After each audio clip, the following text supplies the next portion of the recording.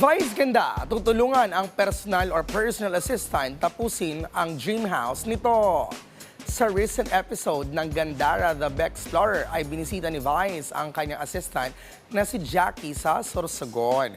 Dito ay nakita ng comedian host ang ongoing na construction ng bahay ng kanyang assistant na 3 taon nang pinapagawa nito.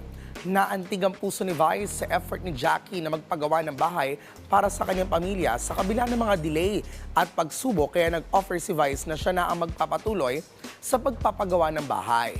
Pinuri rin ng noontime variety show host si Jackie at sinabing ito ang best assistant niya at malaki ang utang na loob niya dito dahil sa serbisyong ibinibigay nito sa kanya. Ayon kay Vice, quote-unquote, "Para ko siyang security blanket. Kapag nandyan si Jackie, I feel safe. May mag-aalaga sa akin. Malaki ang utang na loob ko kay Jackie. Si Jackie, isa sa mga iilang taong pinaniwala ako na kamahal-mahal ako."